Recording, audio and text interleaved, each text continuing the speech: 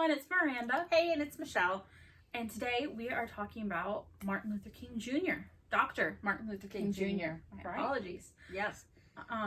Famous leader of the civil rights movement of the 50s and 60s in the United States. Very religious man, and a really transformative leader. Yeah. Yes. Most definitely. I think that many people look at him in out of their lane. You know, they're looking at the religious aspect, or they're looking at the civil rights aspect, or the leadership aspect. Yeah. But when you look at it as a whole, he really transformed the United States. Really did. 100%. Yeah. And that's why we chose to study him. Mm-hmm. He, like you said, a very transformative leader, and he walked the walk as well as talked the talk. It was the mission for him of civil rights was a lot bigger than just himself. And so I think that's why even years later, people look up to him, right? Because Dr. King was never about, well, I'm Martin Luther King Jr. and you're going to do what I say because I'm Dr. King, right? No, he was a servant to others. He was a servant leader, right? Yeah. A true example of a servant leader. Yeah. Right? And also he always, like you said, he walked the walk. Mm-hmm. He just didn't talk the talk, right?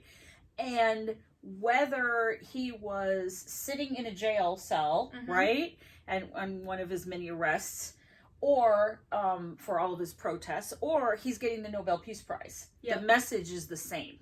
Most definitely. He never thought of himself as, I've got the Nobel Peace Prize, so now I've made it. I get to just sit at home and do nothing all day. Like, no, Exactly. The message is the same. Mm-hmm. It's all about equality, fair treatment, mm-hmm. right? And that he translated that into the Voting Rights Act, the Fair Housing Act, the Civil Rights Act, right? But one of the key features of, I would say feature platform, if you will, right, is nonviolence, right? He really felt passionately about nonviolence. Yeah, us, right? It was more about making a stand that you're in the right, and so you're gonna make a stand, mm-hmm. and it's not about what people do to you, right? Mm-hmm. It's your reaction to it, and that's what Dr. King always thought about, right? Mm-hmm. So hey, a lot of people involved in his protests were shot at. They used water cannons. I was gonna say the famous pictures with the water cannons, right? All of that. So all this stuff was being done to them, but they did not lash out. Yeah. Right? So what do that's all about discipline equals freedom, right? Yeah. So you can't control what's being done to you, but you can control how you react to it, right? And he always followed through with it. He never lashed out at people. He never went and threw rocks at people. And, I definitely can't say that I could have stood there and hadn't have someone use a water hose on me. That is... that takes a lot of discipline, and it takes a lot of understanding the larger picture. And that's the key, right? And I think when you're talking about Martin Luther King as a leader, what kind of a person do you have to be to get people to stand on a street and have dogs attack them, have things thrown at them, water cannons used on them, for sure they're going to jail, and what kind of treatment they're going to get in jail, and all of that. You have to be a leader that people believe in, mm-hmm. right? And that they know you have integrity, you mean what you say, you're going to follow through with what you say, mm-hmm. And that is key to Martin Luther King's leadership, right? 100%. He is who he says he is. What you mm-hmm. see is what you get. Yeah, absolutely. So, Dr. King, he was always with the mission of equality and equal treatment, and he never just stopped, right? He went and he got the Nobel Peace Prize, right, for fighting racial inequality.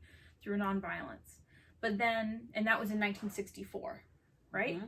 Then that same year, he was a key part of the Civil Rights Act, right? And pushing that forward. Mm-hmm. Yep. Mm-hmm. And, you know, a lot of people say, awesome, great job. But then he fought for the Voting Rights Act, right? And then he fought for the Fair Housing Act. And, you know, there was always, again, it goes back to that. He was a player, but he wasn't the be-all, end-all. Right. He was just as important as Joe Schmo on the street, as far as he felt. And there was always something to work towards. Like, you've gotten to this step, and a lot of people would have felt, oh, man, won the Nobel Peace Prize. Crushed it. I'm done awesome. now. No. What's the next thing we need to accomplish? And what's the next thing? And I think part of that went with Dr. King's belief that leaders have to be lifelong learners, Most right? definitely. And that's key, I think, in all the leaders that we've studied. That is a key factor across the board, is that good leaders are lifelong learners. They're learning not just from the greats and the academics, but they're learning from the people around them too. Yep, 100%. Is because, I mean, he had a PhD in theology. He studied Mahatma Gandhi. He was always, like you said, reading up on the greats, but also learning from the people around him, right? From people who had experiences that were different than his own. Right. And that is key. That is absolutely key for Dr. King. Most definitely. And he was a pastor. He was a pastor, and he brought in a certain religious undertone to everything that he was doing. But that wasn't the only piece of the puzzle, right? There were other pieces of the puzzle too. And you have, again, as we started, when we first started talking about this, a lot of people study Dr. King as the religious person, as the civil rights leader, as the Nobel Peace Prize winner, right? As the pastor. As the father. As the husband, right? Yeah. But really, Dr. King, to get a good picture of the kind of man he was, you have to look at all of it together. Because I would argue that all those pieces hinge on each other, right? He would not have been the pastor he was if he wasn't the constant learner, and he wouldn't have been the civil rights leader he was if he wasn't the husband and the father too, and all of that goes in together. So to study Dr. King, it means to study the whole person. Yeah. I think that goes with any great leader, is you're not a great leader because you're a great leader. You're a great leader from all the different parts of yourself. You're multifaceted. Yeah. And you bring those all together. And that's what gets people to follow you, right? Not everybody that followed Dr. King was a religious person. But also not everybody that followed Dr. King was a father, was, part of a family, was part of a church, was part of they all watched Dr. King and they saw a little bit of themselves in him. Exactly. That is a good way to see it. They all watched him, and somehow he related to them at a certain level, right? They saw a little bit of themselves in him. So I think that's a good takeaway when studying Dr. King.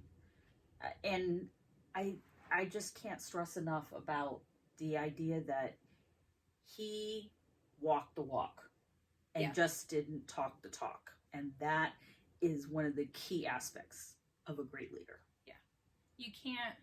You can't ask people, as a leader, you can't ask people to do things that you yourself wouldn't be willing to do. That's right. Right? You can't ask someone, even as mundane as to file a report that you wouldn't do, to go to a meeting you wouldn't go to. Like, Dr. King couldn't ask people to go stand in the street and get blasted with, hateful speech, with, physical violence, with jail time, if he wasn't going to do it too. And he did. Right? And that's how he started a nationwide, an international movement towards civil rights. Right. And unfortunately, that can bring a lot of bad things, like his assassination, the constant death threats he had. Him and his family, right? Oh, yeah. For him and his family. And, the bomb threats, the death threats, the, the FBI was after them. And, you know, being a leader doesn't always mean it's roses and sunshine and puppies all the time. That's right. It's a lot of times it's really difficult and it's really hard. And that's when good leaders stand out, because it's more about the cause than themselves. 100%. And that was definitely the truth for Martin Luther King. Absolutely. All right. Okay. Well, I think that's it. I think that's our spiel on Dr. King. and I hope that you go and watch this video, after watching this video, and read some of his writings, including the letters from Birmingham jail, which are an incredible read for the content, but also for Martin Luther King's writing skills. He definitely was an academic and a learned man, and those are great letters to read. So, until next time. Until next time. Bye. Bye.